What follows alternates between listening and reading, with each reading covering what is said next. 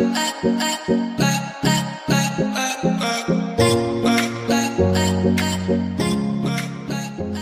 Lord. पुन्हा एकदा सर्वांचं रेव्हरंड मनोज तेलोरे मिनिस्ट्रीज या चॅनलमध्ये मनपूर्वक स्वागत. सर्वांना प्रेज लॉर्ड. त्याचप्रमाणे आज सर्वांना 75व्या स्वातंत्र्य दिनाच्या खूप खूप शुभेच्छा. आणि देव सदैव आपल्या देशाबरोबर देखील आहे आणि तो आपल्या देशावर प्रेम करतो. इतका अद्भुत परमेश्वर आपल्याबरोबर आहे म्हणून देवाला आपण गौरव देऊया. मेरी बे Harding junior college of education Solapur या ठिकाणामध्ये शैक्षणिक वर्ष 2021-22 या वर्षातील DED जे प्रवेशिका आहे ती या कॉलेजमध्ये सुरू करण्यात आलेली आहे. तर ज्यांना कोणाला त्या ठिकाणामध्ये प्रवेश घ्यायचा असेल तर 10 ऑगस्ट 2021 पासून तुम्ही त्या ठिकाणामध्ये ऑफिसमध्ये जाऊ शकता व त्या ठिकाणामध्ये तुम्ही ॲडमिशनबाबत तुम्ही संपर्क साधू शकता.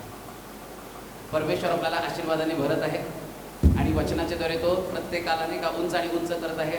आणि जे वचन या रेव्हरंड मनोज तेलोरे मिनिस्ट्रीज या यूट्यूब या चॅनलच्या द्वारे आपल्यापर्यंत मिळत आहे त्याचे भरपूर साक्षी आपल्या जीवनामध्ये घडत आहेत. एका आजींनी पास्टरांना फोन केला होता त्यांच्या नातीसाठी. त्यांच्या नातीला खूप बरं नव्हतं. तिची तब्येत नेहमीच म्हणजे असं जरा बरं नसायचं तिला आणि तिची परीक्षा देखील होती. GCSE एक्झाम UK या ठिकाणची तिची परीक्षा होती. आणि त्या आजींनी पास्टरांना फोन केला, त्यांना प्रार्थना करण्यासाठी विनंती केली की तिला बरं देखील वाटावं, तिला आरोग्य मिळावं आणि त्याचप्रमाणे तिची जी परीक्षा आहे त्याच्यामध्ये देखील तिला यश मिळावं म्हणून त्यांनी सांगितलं होतं माझ्या नातीसाठी प्रार्थना करा. पास्टरांनी त्यांच्यासाठी प्रार्थना केली, तर नातीसाठी प्रार्थना केली, तिला आरोग्य मिळावं म्हणून आणि तिच्या परीक्षेसाठी देखील.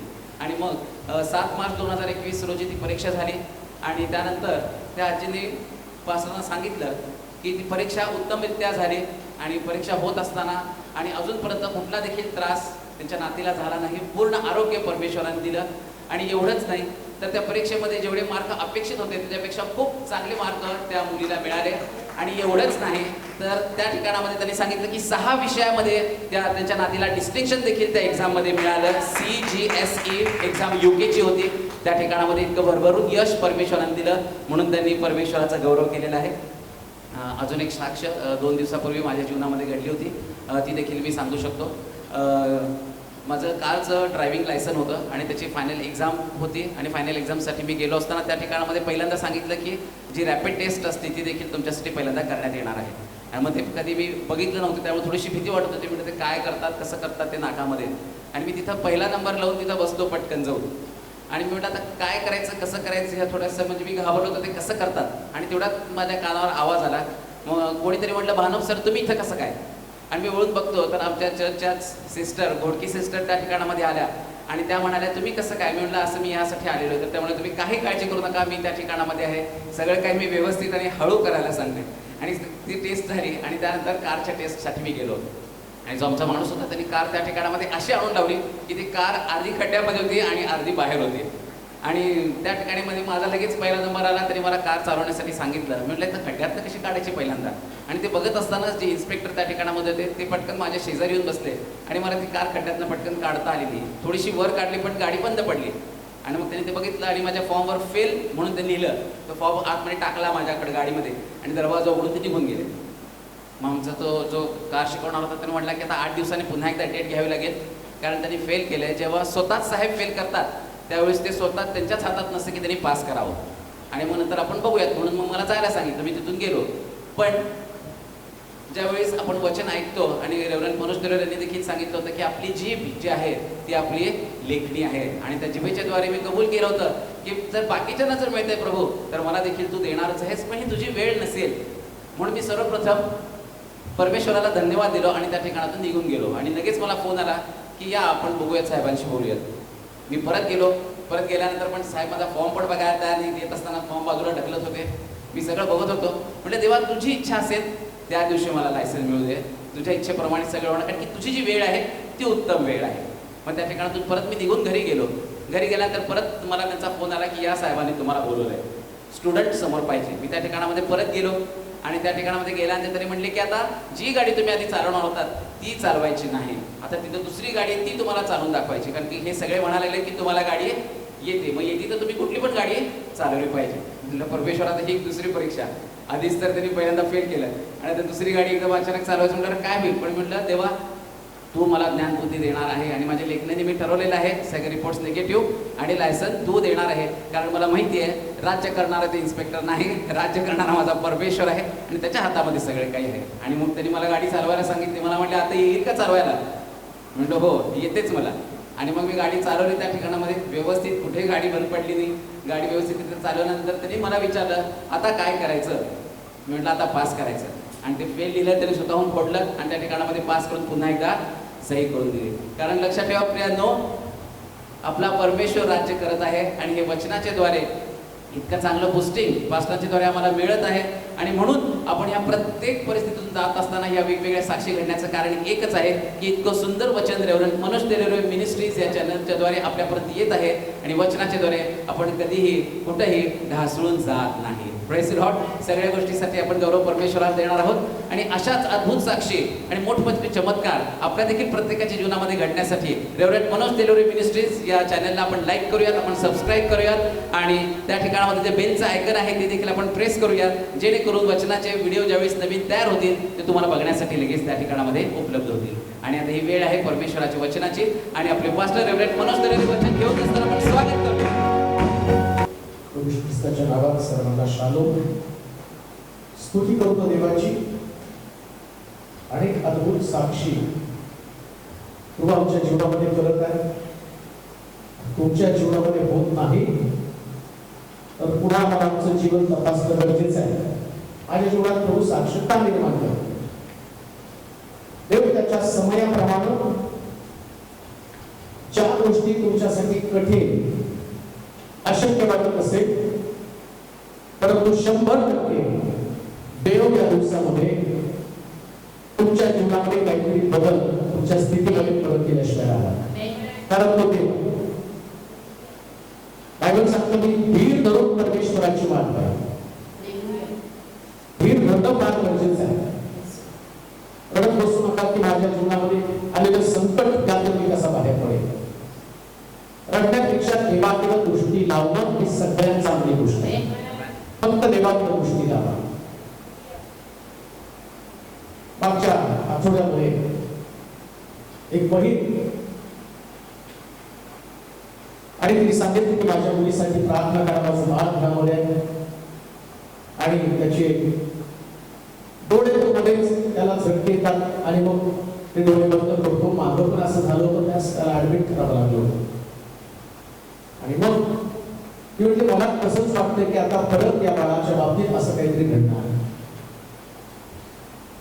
म्हणू नकोस, देव जिवंत आहे, तो काहीतरी करेल. प्रार्थना केली परंतु 2 दिवसांनी फोन आला की त्यांच्या भावाचा फोन आला की पुण्यामध्ये राहत होते आणि त्यांनी सांगितलं पास्टर माझ्या बहिणीच्या मुलाला दवाखान्यामध्ये ऍडमिट केलं आणि डॉक्टरने फक्त त्याला 24 तासाची मुदत दिली. मग त्या ठिकाणामध्ये मलाही थोडंसं वाईट वाटलं. कारण जेव्हापासून ते लेकरू पोटात होतं तेव्हापासून त्या लेकरासाठी आम्ही प्रार्थना केली होती की डिलिव्हरी नॉर्मल होते, लेकरं चांगलं असू दे. परंतु आता ते लेकरू 24 तासाची मुदत मृत्यूशी त्याचा झगडा चालू होता. पण मी त्या ठिकाणात प्रार्थना केली, देवाला म्हटलं तुझ्यासाठी ही गोष्ट फार मोठी नाही. जर कबरीतलं लाजरसला तो बाहेर काढतो तर त्या लेकराला आयसीयू मधनं बाहेर काढू शकतो. आणि मी क्लेम केलं, म्हटलं डॉक्टरचे शब्द मी येशूच्या नावात खोटे ठरवतो असं म्हटलं. 24 तास उलटण्याची मी वाट पाहत होतो. त्यानंतर मला वाटतं 3ऱ्या दिवशी त्या ब्रदरचा फोन आला. डॉक्टर असतं बाळाचा धोका टळला आणि बाळ सुरक्षित. विश्वास ठेवा. परिस्थिती कशी असेल पण देवाचा विश्वास तू स्वर सुद्धा कमी होऊ नका. विश्वासामध्ये टीका, विश्वासामध्ये लढा. लास्ट मोमेंटला प्रभू सगळं काही करण्यासाठी समर्थ आहे. शेवटच्या क्षणापर्यंत लढण्याची ताकद तुमच्यामध्ये असणं गरजेचं आहे. हरू नका, कुठल्या प्रकारे निराश हताश होऊ नका, कारण देव हे सगळं करण्यासाठी समर्थ आहे. अजून एका सिस्टर मला बऱ्याच दिवसापासून फोन करत होते की माझा मुलगा व्यसनामध्ये अडकलेला आहे, दारू पित आहे. अनेक साक्षी ऐकल्या, अनेक लोकांची जीवन बदललेली आहेत. तो व्यसनाधीन आहे, अनेक प्रकारची व्यसन करत आहे.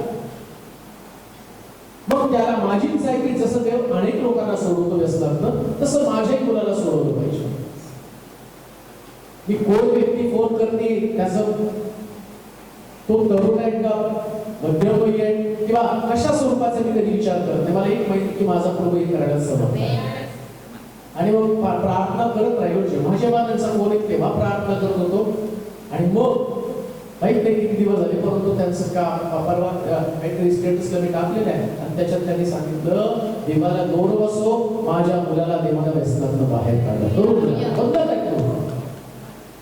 ही बदलण्याची ताकद फक्त येशूमध्ये आहे. स्वतंत्र करत आहे. आम्हाला माहिती की आम्ही देखील आमच्या देशाचा 75वा स्वातंत्र्य दिन साजरा करत आहोत. आणि स्वातंत्र्य किती महत्वाचं आहे म्हणून एका उत्सवाप्रमाणे सगळ्या देशामध्ये हे स्वातंत्र्य सेलिब्रेट केलं जात आहे. तो एक सण झालेला, त्याला राष्ट्रीय सण म्हणून, आणि त्याची पूर्वतयारी देखील केली जाते. का तर ते स्वातंत्र्य ते आमच्यासाठी खूप महत्वाचं होतं. आणि ते स्वातंत्र्य मिळवण्यासाठी ज्या ज्या लोकांनी बलिदान केलं, जे इंग्रजांशी लढले, 150 वर्षाची गुलामगिरी, या गुलामगिरीतनं बाहेर पडल्यानंतर आज आमच्या देशामध्ये आम्ही मोकळा श्वास घेत आहोत. ज्या देशामध्ये आम्ही राहत आहोत तो देश अतिशय मौल्यवान देश आहे, कारण तिथं आम्ही मोकळेपणाने देवाची स्तुती करत आहोत. अफगाणिस्तानमध्ये जर तुम्ही बघितलं तर भयानक प्रकारची परिस्थिती आहे. आणि जगात सगळीकडे जर देशामध्ये बघितलं तर गोंधळ आहे. पण आमच्या देशातलं स्वातंत्र्य ते आम्ही उपभोगत आहोत. आणि वेगवेगळ्या धर्माचे लोक एकत्र गुण्या गोविंदानं राहतात. याचं कारण कुणीतरी आम्हाला स्वतंत्र केले. भाषा वेगळी आहे, जीवन जगण्याची पद्धत वेगळी, कुटुंब व्यवस्था सगळ्यांची वेगळी, लग्नाची पद्धत वेगळी, काम करण्याची पद्धत सगळ्यांची वेगळी. परंतु स्वातंत्र्य मिळाल्या कारणाने ज्याला जो व्यवसाय करायचा तो व्यवसाय करतो, ज्याला जे कपडे घालायचे तो ते कपडे घालतो, जसा पाहिजे तसा पेहराव तो करतो, कारण ते स्वातंत्र्यामधली ताकद आहे. ज्याला ज्या धर्माची उपासना करायची तो चर्चमध्ये जाऊ शकतो, मशिदीमध्ये जाऊ शकतो, मंदिरामध्ये जाऊ शकतो, गुरुद्वारामध्ये जाऊ शकतो. याचं कारण ते लोक स्वतंत्र आहेत. स्वातंत्र्य इतकं महत्वाचं आहे. परंतु स्वातंत्र्य उपभोगत असताना स्वातंत्र्यासाठी किंमत चुकवावी लागली. किंमत चुकवावी लागली. आणि ते स्वातंत्र्य मिळवण्यासाठी पुष्कळ मोठा लढा उभारावा लागला. पुष्कळ लोकांना आपली घरं दारं त्याची राख रांगोळी करावी लागली. म्हणजे स्वातंत्र्य असं मिळत नाही. आणि बायबलमध्ये पण सांगितलं, सत्य तुम्हाला समजेल आणि सत्य तुम्हाला बंधमुक्त करेल. आणि आज याच स्वातंत्र्याविषयी आम्ही पाहणार आहोत. आजचं स्वातंत्र्य जसं देशाचं स्वातंत्र्य ना, तसं आमच्या प्रत्येकाला, आम्ही देखील गुलामगिरीमध्ये, आम्ही देखील बंधनामध्ये होतो, परंतु त्या गुलामगिरीतनं कोणीतरी आम्हाला सोडवलं. आणि लक्षात ठेवा, स्वातंत्र्यासाठी ज्याने आहुती दिली, स्वातंत्र्य मिळवण्यासाठी ज्याने किंमत चुकवली, ते हिरो झालेले आहेत. भगतसिंग, राजगुरू, नेताजी सुभाषचंद्र बोस, महात्मा गांधी, या सगळ्या लोकांनी आपलं तारुण्य, आपलं जीवन या देशासाठी समर्पित केलं. म्हणून आम्ही त्यांना सॅल्यूट करत आहोत. आजच्या दिवसामध्ये सुद्धा तुम्ही भाषण ऐकली तर या सगळ्यांची नावं घेतली जातात. काहीतरी त्यांना किंमत चुकवावी लागली. अशाच प्रकारचं स्वातंत्र्य आम्ही बायबलमधून पाहणार आहोत. त्याच्यासाठी आम्ही जाणार आहोत निर्गमाच्या पुस्तकामध्ये त्याचा 6वा अध्याय आणि त्याची 2 पासून 8 पर्यंतची वचनं आम्ही वाचणार आहोत. निर्गमाचं पुस्तक 6वा अध्याय आणि त्याची 2 पासून 8 पर्यंतची वचनं. देव मोशेशी बोलला. देव मोशेशी बोलला. तो म्हणाला, मी परमेश्वर आहे. मी परमेश्वर आहे. मी अब्राहम, इसाहाक व याकोब या सर्व समर्थ देव म्हणून प्रगट झालो. तथापि परमेश्वर या माझ्या नावाने मी त्यास ज्ञात नव्हतो. ज्या कनान देशात ते उपरी होते तो परदेश त्यास वतन देण्याविषयीचा त्यास वतन देण्याविषयीचा करार मी त्यांच्याशी केला आहे. करार मी त्यांच्याशी केला आहे. शिवाय या इस्रायल लोकास मिस्र्यांनी दास करून ठेवले आहे. मिस्त्र्यांनी दास करून ठेवले आहे. त्यांचा आक्रोश ऐकून मी आपल्या कराराचे स्मरण केले आहे. आपल्या कराराचं स्मरण केलं आहे. म्हणून इस्रायल लोकास सांग, मी परमेश्वर आहे. मी परमेश्वर आहे. मी तुम्हास मिस्र्यांच्या बिगारीच्या ओझ्या खालून काढीन. म्हणजे गुलामगिरीकडून काढीन. त्यांच्या दास्यातून तुम्हास मुक्त करीन. आणि हात पुढे केलेल्या बाहुने व मोठ्या शिक्षा करून तुमचा उद्धार करील. मी तुम्हास आपली प्रजा करून घेईल आणि तुमचा देव होईल. म्हणजे तुम्हास मिस्र्यांच्या ओझ्या खालून काढणारा मी तुमचा देव परमेश्वर आहे. हे तुम्हास कळेल. देवाला कधीच वाटलं नाही की त्याच्या लोकांनी गुलामगिरीमध्ये राहावं. पण देवाला गुलामगिरी आवडत नाही आणि त्याच्या लोकांनी पण गुलामगिरीमध्ये राहावं असं देवाला मुळीच वाटत नाही. परंतु या गुलामगिरीमध्ये लोक गेले कसे काय हाही मोठा प्रश्न आहे. जर देवाला वाटतं की प्रत्येकाला स्वातंत्र्य असावं, त्याने स्वातंत्र्य उपभोगावं, मग देव जो ज्याच्या संबंधानं म्हटलं मी अब्राम, इसाक, याकोब यांचा देव आहे. परंतु परिस्थिती जर तुम्ही बघितली तर या ठिकाणामध्ये ज्या लोकांना देवाने वेगळं केलं, ज्या लोकांना देवाने आवाज दिला, आज ते मिस्राच्या गुलामगिरीमध्ये, जसं आमचा देश ब्रिटिशांच्या गुलामीमध्ये होता. आणि गुलामगिरीचा परिणाम जर आम्ही बघितला तर आमच्या देशामध्ये अनेक प्रकारच्या लोकांना अनेक प्रकारच्या छळाला तोंड द्यावं लागलेलं आहे. त्यांना जगण्याची अशी विशेष प्रकारची गोष्ट नव्हती. त्या लोकांना एखाद्या गुलामासारखं या देशामध्ये आणि वापरलं गेलं का तर स्वातंत्र्य नव्हतं. आता देवाच्या लोकांच्या बाबतीमध्ये बायबलमध्ये तसंच दिलं. मिस्री लोकांनी इस्रायल लोकांना गुलाम बनवलं आणि गुलाम बनवल्याबरोबर आम्ही पाहतो हा मिस्राचा राजा, याला कधीच वाटलं नाही या लोकांनी प्रबळ व्हावं, कारण प्रबळ झाले तर ते आमच्या विरोधामध्ये उठतील. मग त्यानं काय केलं, या मिस्री राजानं काय केलं, या फारोनं काय केलं, यांच्यावरती पुष्कळ कामाचा ताण टाकून दिला. तो त्यांना खायला प्यायला देत होता चांगलं, कारण ज्यावेळेस मोशे त्यांना रानामध्ये घेऊन गेला ना तर त्यांना मिस्रातलं कांदा, भेंडी, लसूण सगळं मटण त्यांना तिथलं आठवत होतं. म्हणजे खायला प्यायला चांगलं मिळत होतं, पण गुलामगिरी होती. आणि ती गुलामगिरी कशी होती माहिती का, त्यांनी गवत आणायचं, विटा भाजायच्या, आणि अशा प्रकारची गुलामगिरी होती की तिथं आम्ही पाहतो लोक रात्री कन्हायला लागत होते. आक्रोश होता त्यांचा. गुलामगिरीमध्ये दुःखाशिवाय काही वाटेला येत नाही. गुलामगिरीमध्ये ज्यास तुम्ही राहता ना त्यास तुम्हाला अतिशय कष्ट भोगावे लागतात.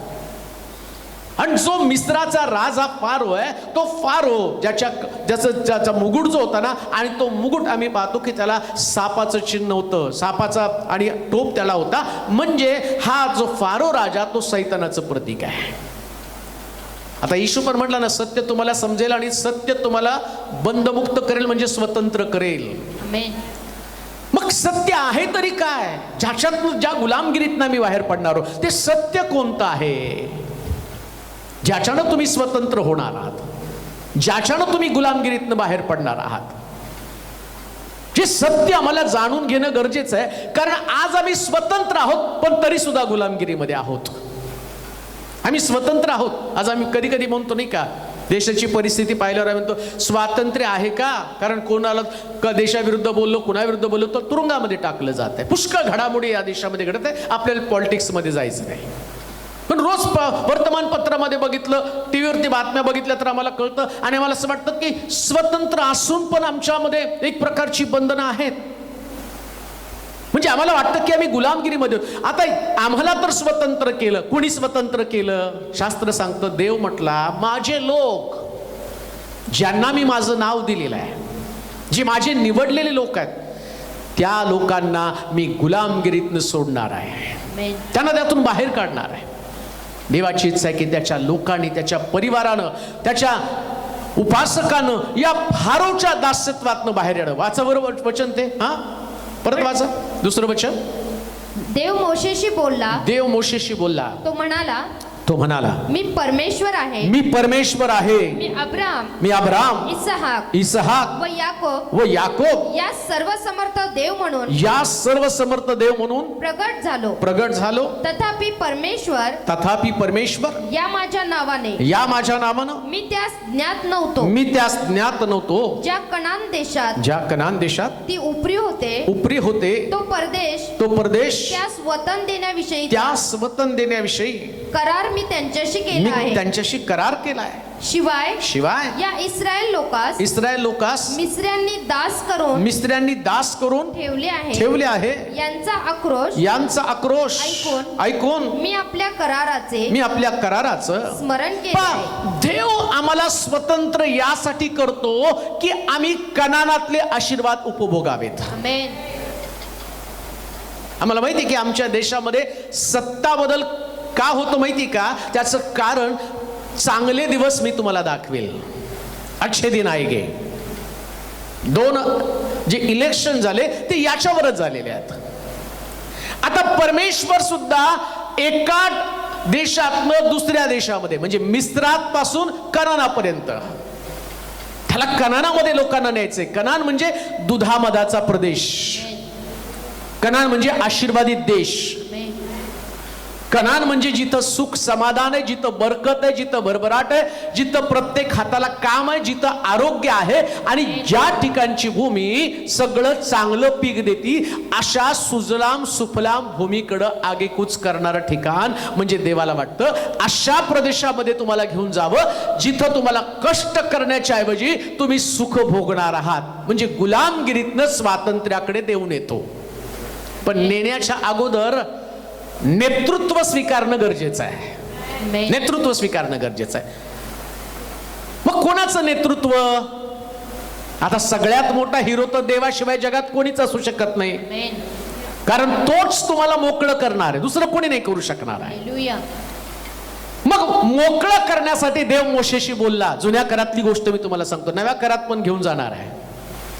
मग या इस्रायल लोकांना देवानं काय केलं? मोशेच्या द्वारे आपलं नाव प्रगट केलं. का तर तिथं जो फारो आहे, जो त्यांना गुलामगिरीमध्ये टाकत होता, ज्याच्या डोक्यावरती सापाचा मुकुट आहे, सापाचं चिन्ह असलेला मुकुट आहे, आणि तिकडं आम्ही पाहतो गुलामगिरीमध्ये नेणारा फारो आणि दुसरीकडं सुटका देणारा यहोवा देव. हालेलुया. जो फारो त्यांना कधी सोडायला तयार नाही, या गुलामगिरीतनं त्यांना बाहेर जाऊ द्यायला तयार नाही. तो त्यांच्यावरती कष्ट टाकत आहे, त्यांच्याकडनं काबाड कष्ट करून घेत आहे, तो त्यांना रडवत आहे. कान देऊ नाही का? सैतान नेहमी आम्हाला गुलामगिरीमध्ये घेऊन जातो, पण देवाचा पुत्र आमची सुटका करतो, जसं मोशेच्या बाबतीमध्ये सांगितलं. फार सुंदर आहे. जुना करार आणि नवा करार जर तुम्ही पाहिला तर आता या लोकांची सुटका करण्यासाठी देवानं मोशेची निवड केली. आणि मोशेला काय सांगितलं माहिती का?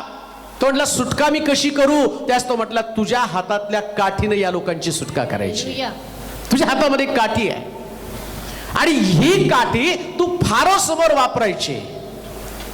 फारोच्या मनात किती आलं तुला सोडावं तरी तो सोडणार नाही, माझ्या लोकांना सोडणार नाही, पण ही काठी मात्र नक्की सुटका देणार आहे. मग ती काठी म्हणजे दुसरं तिसरं काही नसून ख्रिस्ताचा वधस्तंभ आहे. प्रियांनो, हालेलुया.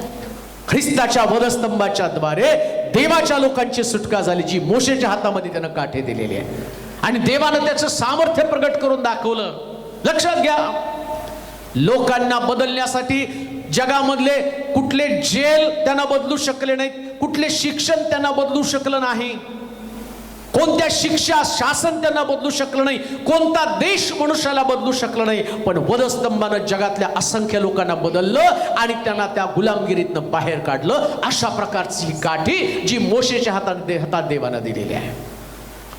2 चोर जे जेलमध्ये होते ना, शिक्षा भोगत असताना एकाला सुद्धा बदलता आलं नाही कोणाला, पण ख्रिस्ताच्या वधस्तंभानं एका चोराचं परिवर्तन केलं, ज्याला बदलण्यासाठी एवढं मोठं आणि हेरोदानं आम्ही पाहतो जेल तयार केलं होतं, पण त्या जेलमध्ये त्याला बदलू शकला नाही. पण ही काठी, दोन चोरांच्या मध्ये असणारी काठी, प्रभू येशू ख्रिस्ताचा वधस्तंभ या चोराचं परिवर्तन करतं. त्या पापाच्या गुलामगिरीतनं, त्या असणाऱ्या चोरीच्या गुलामगिरीतनं त्या वधस्तंभानं त्याला बाहेर काढलं. आणि त्या वधस्तंभाकडे पाहिल्यावर तो म्हणतो, राजा अधिकारणशील त्यास माझी आठवण कर का, कारण या काठीनं त्याचं परिवर्तन केलं. सत्य तुम्हाला समजेल आणि सत्य तुम्हाला स्वतंत्र करेल. ही स्वातंत्र्य आणि देण्याची कुवत फक्त देवामध्येच आहे प्रियानो. हालेलुया.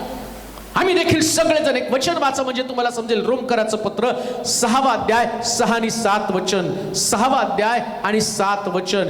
देव आम्हाला गुलामगिरीमध्ये पाहू इच्छित नाही, परंतु आमच्या चुकांमुळे आम्ही गुलामगिरीमध्ये जातो. पण ही गुलामगिरी नेमकी कोणती आहे? हे आपल्याला ठाऊक आहे की हे आपल्याला ठाऊक आहे की हे पापाच्या अधीन असलेले, हे पापाच्या अधीन असलेले शरीर नष्ट होऊन आपण यापुढे पापाचे दास्य करू नये, पापाचे दास्य करू नये म्हणून आपल्यातील जुना मनुष्य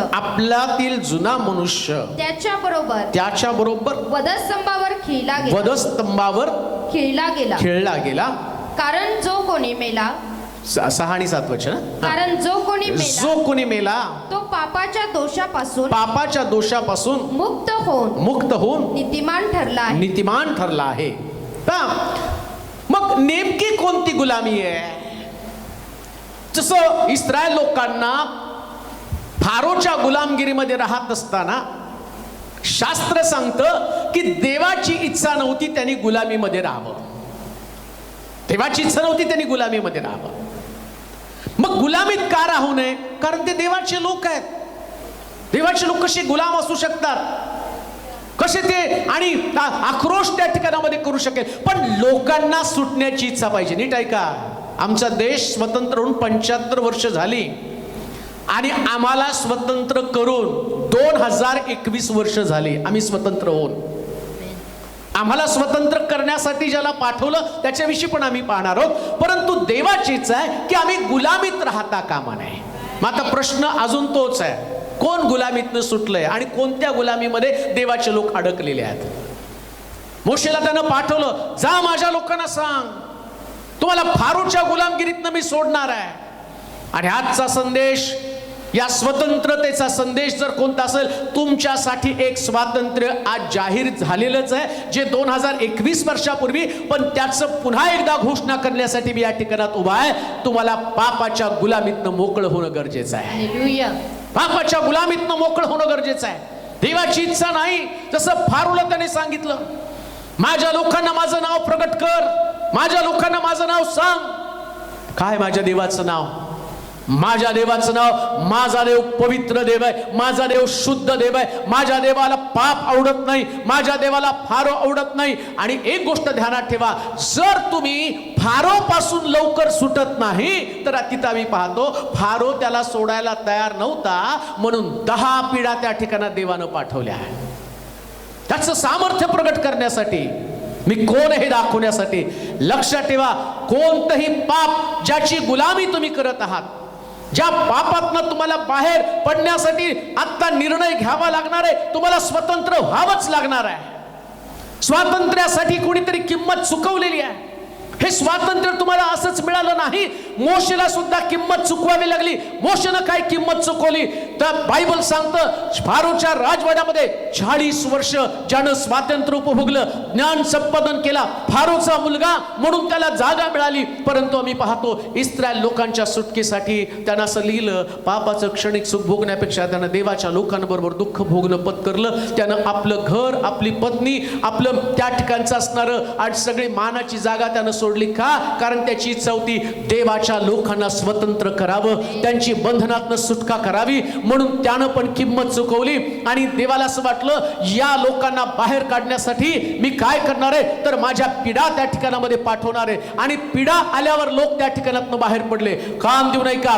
अजूनही तुम्ही गुलामीमध्ये असाल, अजूनही तुम्ही पापामध्ये असाल, अजूनही व्यसनामध्ये असाल, वाईट सवयीमध्ये असेल, त्याच्या गुलामीमध्ये तुम्ही चालत असाल तर परमेश्वर पिढा पाठवून तुम्हाला तिथं मोकळं करण्याच्या ऐवजी येशूनं सांडलेल्या रक्ताच्या द्वारे मोकळं होणं आणि सुटका करून घेणं सगळ्यात चांगली गोष्ट आहे. मग का पापाची गुलामगिरी तुम्ही करत आहात? पापाचं बंधन, त्याचं दास्यत्व, आम्ही त्यातून बाहेर पडणं गरजेचं आहे.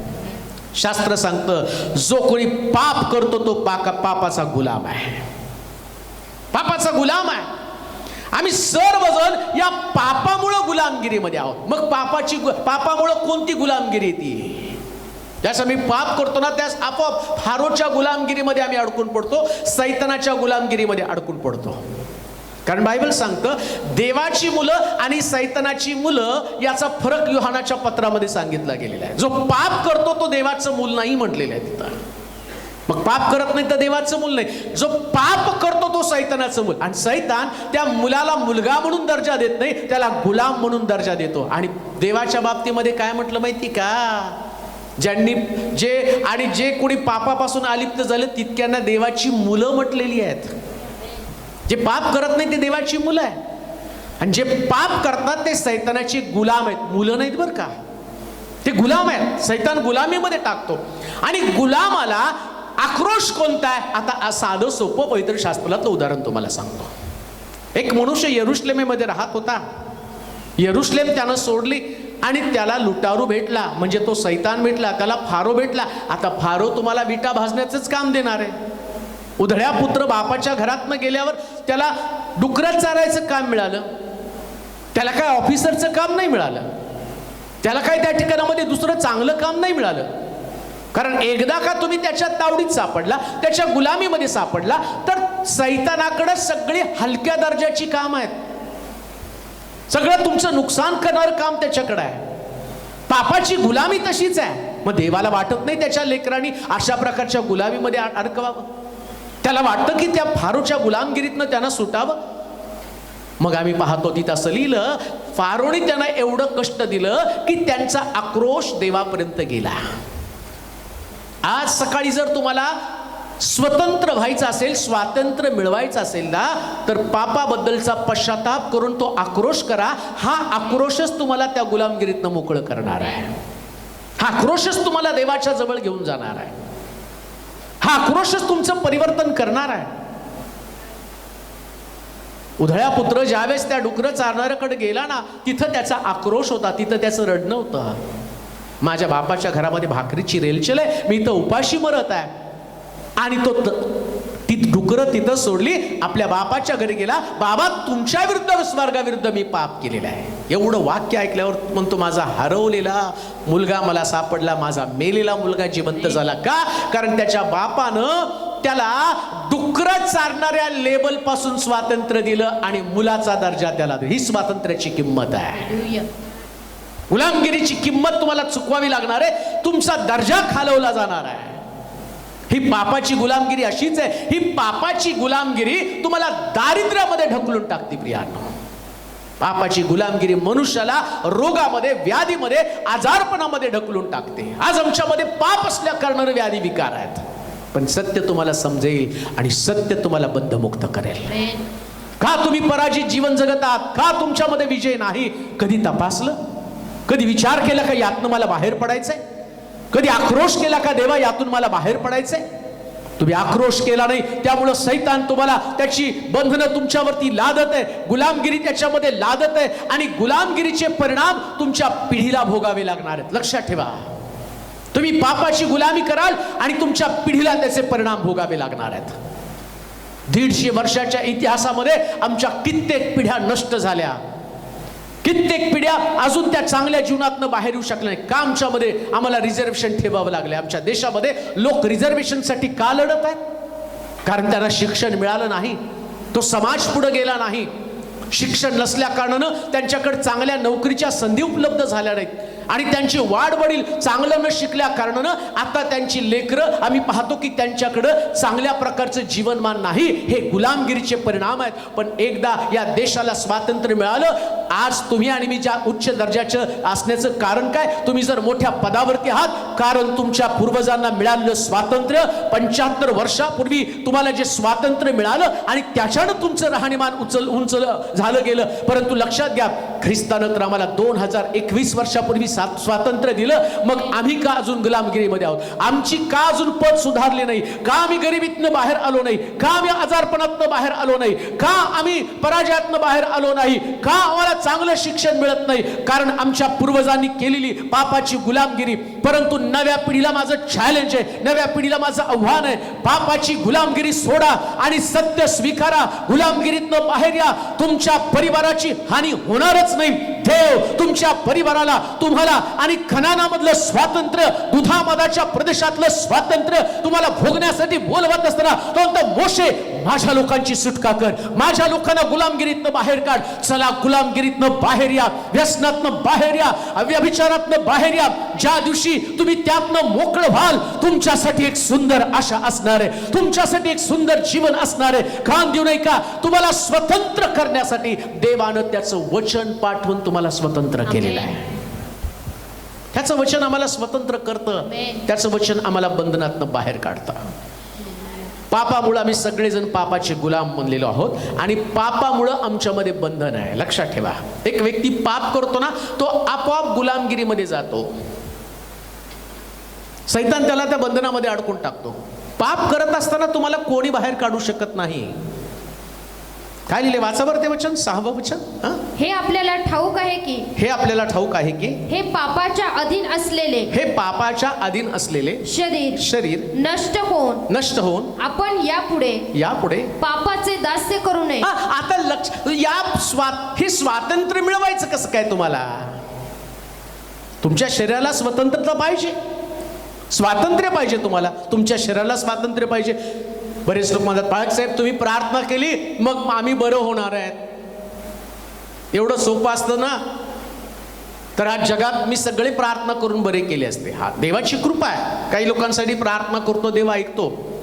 पण जर सगळ्याला सुटका पाहिजे ना, तर स्वातंत्र्याचा एक नियम आहे. स्वातंत्र्य असं मिळत नाही, कुणाला तरी मरावं लागतं. कोणीतरी मेलेत, त्यांनी नाही विचार केला मी मरून स्वातंत्र्य मला कुठं उपभोगता येणार आहे. भगतसिंग राजगुरूंनी नाही विचार केला, ते फाशी गेले. पण त्यांना माहिती येणारी पिढी ते स्वातंत्र्य उपभोगेल. तुमच्या पण पुढच्या पिढीला जर तुम्हाला मोकळं करायचं असेल, त्यांना स्वातंत्र्यामध्ये पाहायचं ना, दारिद्र्यातनं त्यांनी बाहेर गेलेलं पाहायचं ना. तुम्ही भाड्याच्या घरात आहात, पण तुमची मुलं भाड्याच्या घरातच मरावीत असं विचार करू नका. तुमच्या मुलांसाठी स्वातंत्र्य मिळण्यासाठी आता तुम्हाला तुमचं शरीर मारावं लागणार आहे. म्हणजे काय? जुन्या तुमच्या सवयी, जे पापाच्या सवयी, जे पापाचं गुलाम असणारं शरीर आहे, ते मारायचं आणि नवा मनुष्य बाहेर पडला पाहिजे. त्याला म्हटलंय स्वतंत्र होणं. हे स्वतंत्र होणं आहे. रागिष्ट मनुष्य मेला, रागापासून तो स्वतंत्र झाला. पूर्वी याला फार राग यायचा, पण आता तो स्वतंत्र झाला. आता त्याच्यामध्ये राग नाही, त्याला म्हटलं स्वातंत्र्य. आता तो व्यक्ती रागवत नाही. पूर्वी त्याच्यामध्ये द्वेष भावना होती, आता त्याच्यात द्वेष भावना नाही. उदळ्या पुत्र त्याला स्वातंत्र्य मिळालं, पण त्याच्या भावाला नाही स्वातंत्र्य मिळालं. उधळ्या पुत्र त्याच्या सवयीतनं सुटला, पण भाऊ मात्र आम्ही पाहतो गुलामगिरीमध्ये अडकला. त्यानं त्याच्या भावाला पाहिलं आणि कोणतं दास्यत्व, कोणती गुलामगिरी त्यांनी स्वीकारली. मी माझ्या बापाच्या घरामध्ये असताना एवढे वर्ष इमाने इतबारे सेवा केली, माझ्या बापाने साधं करडू पण कापलं नाही, आणि हा उधळून आला तर याच्यासाठी अख्खा बैल कापला. त्याच्या भावाविषयी त्याच्यामध्ये द्वेष भावना आली. सत्य तुम्हाला समजेल, सत्य तुम्हाला स्वतंत्र करेल. पापाची गुलामगिरी नकोय मंडळीमध्ये. काय एकमेकाविषयी द्वेष आहे परिवारामध्ये? एकमेकात द्वेष काय? कारण अजूनही ते स्वतंत्र झालेले नाहीत, अजूनही ते पापाच्या गुलामगिरीमध्ये आहेत. आणि देव मोशेला काय सांगतो? माझ्या लोकांना सांग मी तुमची सुटका करत आहे. माझी ओळख करून दे त्यांना. आमच्या देवाची ओळख काय? शास्त्र सांगतं देव प्रीती आहे, ही त्याची ओळख आहे. मग तुमच्या जीवनातला, तुमच्या हृदयातला राग निघून गेला म्हणजे तुम्ही स्वतंत्र झालेला, तुम्हाला देवाची ओळख झालेली आहे. देवाची ओळख झाल्याशिवाय तुम्ही स्वतंत्र होऊ शकत नाही. तुमचा देव पवित्र ही त्याची ओळख आहे. मग अपवित्रतेपासून तुम्ही बाहेर पडलं पाहिजे. ते सत्य तुम्हाला समजलं पाहिजे. आहे तसं तुम्ही प्रभूकडे जाऊ शकत नाही. प्रभूला तुमचं बदललेलं जीवन पाहिजे. 100% परिवर्तन प्रभूला आवश्यक आहे. 100% तुमच्यामध्ये आणि परिवर्तन होणं आणि गरजेचं आहे. आणि म्हणून लक्षात ठेवा, सैतान हा कष्ट देणारा, ही ह्या गोष्ट ध्यानात ठेवा. सैतान कष्ट देणार आहे. आणि जर तुम्ही पाप केलं, तुम्हाला माहिती चांगलं काय वाईट काय सगळं तुम्हाला कळतं. पवित्र आत्मा तुम्हाला सांगतो. काही लोक म्हणतात अंतर्मनाचा आवाज आला. कुठला आहे तो अंतर्मन? तो पवित्र आत्मा आहे. तो सांगतो ही गोष्ट चुकीची आहे, आणि ती चुकीची गोष्ट तुम्ही करता, आणि त्या चुकीच्या गोष्टीमुळं तुम्ही गुलामगिरीमध्ये जाऊन अडकता. आणि सैतान हाच सगळ्यात दुष्ट, त्याच्या संबंधानं म्हटलं बायबलमध्ये, त्या दुष्टानं तुमचं मन का भरवलं? तो दुष्ट आहे, त्याच्याकडे कसं चांगलं असणार आहे? मग तो सैतान तुम्हाला गुलामगिरीमध्ये टाकतो, आणि एकदा का तुम्ही त्याचे गुलाम म्हणले, मग काही लोक म्हणतात तो सवयीचा गुलाम आहे. हो, सकाळी उठल्यावर त्याला दारू पिल्याशिवाय करमत नाही, मग तो प्रार्थनाही करतो. कुणीतरी परवा मला सांगितलं, माझे मिस्टर खूप चांगले आहेत, सकाळी बायबल वाचन करतात, प्रार्थना करतात, पण त्यांना दारू पिल्याशिवाय तसे ते धार्मिक आहे. कुणी सांगितलं हे धार्मिक आहे? दोन दोन गोष्टी कशा राहू शकतील? प्रार्थना पण करतात, चर्चला पण जातात, बायबल वाचतात, आणि ते काही मला त्रास देत नाही, पण त्यांना घेतल्याशिवाय चैन पडत नाही. तो पापाच्या गुलामगिरीमध्ये, तो स्वतंत्र झालेला नाही. पण जो व्यक्ती स्वतंत्र होतो तो स्वातंत्र्याचा उपभोग घेतो. अजून एक वचन वाचूया. गलतीकराचं पत्र. कोण आम्हाला यातनं मुक्त करणार आहे? या गुलामगिरीतनं आम्हाला कोण बाहेर काढणार आहे? गलतीकराचं पत्र 5वा अध्याय आणि त्याचं पहिलं वचन. गलतीकराचं पत्र 5वा अध्याय त्याचं पहिलं वचन. जो पाप करतो तो पापाचा गुलाम आहे, परंतु या गुलामगिरीतनं मुक्त करण्यासाठी, या स्वातंत्र्याकरिता ख्रिस्ताने आपल्याला मुक्त केले आहे. ख्रिस्तानं आपल्याला मुक्त केलं आहे. म्हणून त्यात टिकून राहा. गुलामगिरीच्या जुवाखाली पुन्हा सापडू नका. आता तुम्हाला या पापाच्या गुलामगिरीतनं मुक्त करण्यासाठी, किंवा तुम्हाला पापाच्या गुलामगिरीतनं सोडण्यासाठी ख्रिस्ताला स्वर्गातनं खाली यावं लागलेलं आहे. त्याला सोडावं लागलं, आपलं स्थान, आपली जागा सोडावी लागली. आमच्या देशाला स्वतंत्र करण्यासाठी ज्या लोकांनी किंमत चुकवली ना, त्यांनी कॉलेज सोडलं, घरदार सोडले, त्यांनी आपली प्रॉपर्टी सोडली, त्यांनी आपलं तारुण्य सोडलं. आणि ज्या लोकांनी सगळं सोडलं ना, त्याच्यामुळे आम्ही स्वतंत्र आहोत. जर हे लोक त्यावेळेस त्यांनी त्यांच्या जागा सोडल्या नसत्या, त्यांचं एज्युकेशन सोडलं नसतं ना, तर अजून पण आम्ही ब्रिटिशांच्या गुलामगिरीमध्ये राहिलो असतो. तसं बायबल पण सांगतं, जर प्रभू येशू ख्रिस्तानं स्वर्ग सोडून या पृथ्वी तलावरती आला नसता, तर अजूनही आम्ही पापाच्या गुलामगिरीमध्ये राहिलो असतो. तुम्हाला आणि मला कुठल्या संतानं स्वतंत्र केलं नाही.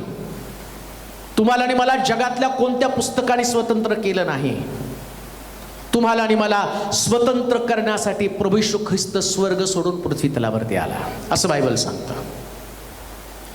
आजचं बरोबर वचन. या स्वातंत्र्याकरिता ख्रिस्ताने आपल्याला मुक्त केले आहे. कोणी मुक्त केलं? ख्रिस्तानं. आम्हाला स्वतंत्रता कोणी दिली?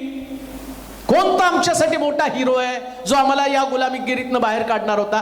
कारण मग ख्रिस्ताला काय यावं लागलं असं लिहिलंय बायबलमध्ये. आता जो एपिसोड येईल पुढच्या याच्यामध्ये तुम्हाला देवपुत्र कोण आहे आणि देवकुमार कोण आहे तो एपिसोड आहे, त्याच्यामध्ये प्रभू येशू ख्रिस्तालाच काय यावं लागलं त्याच्यात तुम्ही ऐकणार आहात. पण त्याच्यात जाता जाता एक गोष्ट तुम्हाला सांगतो. देवाच्या निर्मितीमध्ये पहिल्यांदा देव म्हणजे पिता, पुत्र आणि पवित्र आत्मा, तो पण एपिसोड आता येणार आहे. पिता, पुत्र, पवित्र आत्मा हे तिघ जण पहिल्या स्थानावरती, आणि दुसऱ्या स्थानावरती जर तुम्ही बघितलं तर देवदूत निर्माण केले, आणि तिसऱ्या स्थानात मनुष्य निर्माण केला. पहिल्या स्थानामध्ये देव, पिता, पुत्र, पवित्र आत्मा, दुसऱ्या स्थानावरती देवदूत, त्याच्यामध्ये पण 4 वर्गवारी. आद्य देवदूत मिखाएल त्याला म्हटलं, पहिला देवदूत मिखाएल. दुसरा देवदूत जर बघितला आम्ही तर तो लुसिफर, वर्शिपर होता. तिसरा देवदूत अशा माझ्या माहितीप्रमाणे मला असं वाटतं त्या पद्धतीनं तिसरा देवदूत जो आहे आणि तो गॅब्रिएल आहे. मिखाएलला सगळ्यात जास्त ताकद, लुसिफरला त्याच्यापेक्षा कमी ताकद, गॅब्रिएलला त्याच्यापेक्षा कमी ताकद. का? कारण गॅब्रिएल ज्यावेळेस मोशेचं शरीर घेऊन जात असताना या लुसिफरनं त्याला अडवलं, त्यास गॅब्रिएल त्याच्याशी लढला नाही, मिखाएल त्याच्याशी, आणि तो म्हटला मिखाएल येऊन तुला धमकव, एवढं शब्द बोलला, तो नाही लढला. आणि मिखाएल आला, त्याला धमकावलं शरीर, म्हणजे मिखाएल आल्याबरोबर सैतान घाबरला, म्हणजे त्याची ताकद कमी होती. पण लक्षात घ्या, आता या मिखाएल जो लुसिफर आहे, या लुसिफर मध्ये ताकद जास्त आहे. मग त्याच्यामुळं याच्या गुलामगिरीत, आता माणसाला तर सगळ्या गुलामगिरीत अडकवलं कोणी? सैतानानं. कुठं अडकवलं? एदेन बागेमध्ये. मधल्या झाडाचं फळ खाऊ नको म्हटलं, त्यांनी फळ घेऊन त्याला दिलं आणि फळ खाशील त्या दिवशी तू मरशील. आज्ञा मोडली, मनुष्य पापाच्या गुलामगिरीमध्ये गेला. आता गुलामगिरीतनं सोडण्यासाठी तेवढ्याच प्रबळ व्यक्तीची गरज होती जितका प्रबळ सैतान आहे. आता त्याच्यापेक्षा जास्त प्रबळ कोण आहे तर देव, जो निर्माता आहे. मग निर्माताच मनुष्याच्या सुटकेसाठी स्वर्गातनं पृथ्वीवरती आला. पण निर्मात्यानं नुसताच प्रभाव आपल्या ताकदीचा दाखवला नाही, रेदेन बागेमध्ये त्यानं दाखवून ठेवलं होतं. ज्या गुलामगिरीतनं सुटण्यासाठी त्याची वस्त्र गेली असं लिहिलं, त्यास आम्ही पाहतो देवानं एक कोकरा कापला आणि कोकऱ्याची कातडीची वस्त्र आदामाला दिली. लुसिफरला त्याने जाता जाता हिंट देऊन गेला, परत एकदा मानवाच्या गुलामगिरीसाठी मी येईल. आता कोकऱ्याचं रक्त सांडलं जाईल आणि तो रक्त सांडल्यावर, हा गुलामगिरीचा इतिहास आहे या देशामध्ये. नरे सुभाषचंद्र बोसचं विधान काय होतं? तुम मुझे खून दो मैं तुम्हें आजादी दूंगा, तुम मुझे खून दो मैं तुम्हें आजादी दूंगा. म्हणजे गुलामगिरीतनं मुक्त होण्यासाठी रक्त सांडणं गरजेचं होतं. रक्त सांडल्याशिवाय स्वतंत्रता मिळत नाही. हा जगातल्या प्रत्येक देशाचा इतिहास आहे. आणि जगाचा पण इतिहास काय माहिती का? ख्रिस्ताला पण तुमच्या आणि माझ्यासाठी रक्त सांडावं लागलं, मग आम्ही गुलामगिरीतनं मोकळं झालो. एक वचन वाचलं म्हणजे तुम्हाला त्यात समजेल. रोमकराचं पत्र 3रा अध्याय त्याचं 24 वचन वाचा. कारण हे स्वातंत्र्य आम्हाला असंच मिळालं नाही, तर ख्रिस्तानं आम्हाला मुक्त केलं.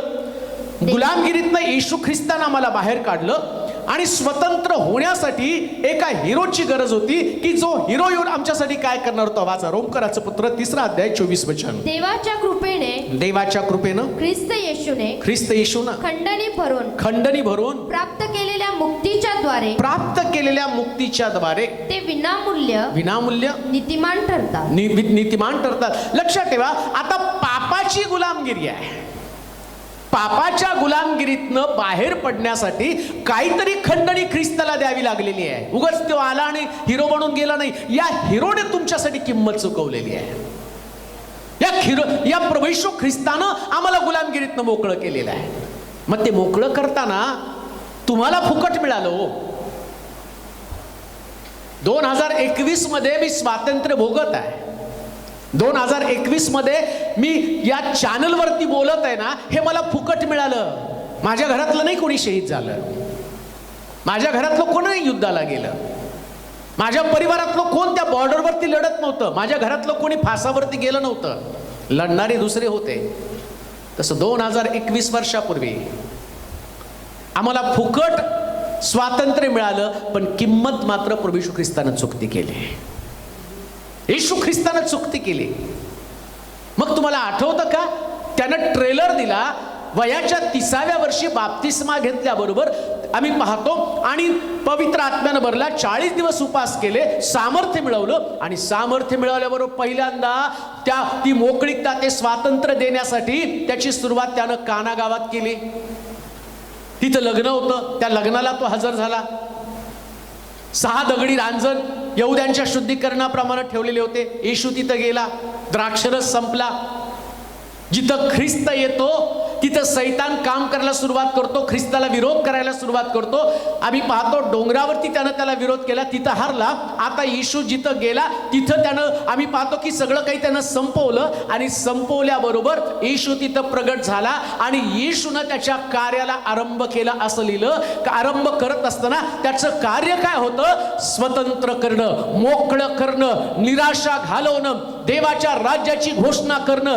देवा तो म्हटला कनानामध्ये दुधामदाच्या प्रदेशामध्ये मी तुम्हाला घेऊन जाणार आहे, आशीर्वादाच्या देशामध्ये घेऊन जाणार आहे. आणि येशू ख्रिस्त तिथं आला आणि त्यानं दाखवलं देवाचं राज्य नेमकं काय आहे. जर आणि ख्रिस्ताचं अनुभव, येशू ख्रिस्त निमंत्रित जर असेल त्या घरामध्ये, तर तिथं स्वातंत्र्य जाहीर होणारच आहे. आणि देवाचा पुत्र स्वतंत्रता जाहीर करण्यासाठी आला असं लिहिलं. आणि म्हणून मी पाहतो तो म्हटला रक्त सांडून, किंमत चुकवून त्या त्यानं आणि आम्हाला स्वतंत्र केलं. काना गावातला पहिला चमत्कार, पाण्याचा द्राक्षरस, पाण्याचं रूपांतर लाल द्राक्षरसामध्ये केलं. आणि आम्ही पाहतो ज्या प्रभू येशू ख्रिस्त वधस्तंभावर असताना सुद्धा त्याला आंब म्हणजे सडलेला द्राक्षरस दिला. परंतु येशू ख्रिस्त या ठिकाणामध्ये स्वतंत्र करत असताना त्या मनुष्याला मात्र त्यानं आणि 14 प्रकारचा द्राक्षरस दिला. आणि पहिलं चिन्ह त्यानं दाखवलं की आता मनुष्याचा पुत्र आला, तुमच्यात कमतरता राहणारच नाही. सत्य तुम्हाला समजणार आहे, स्वातंत्र्य मिळणारच आहे.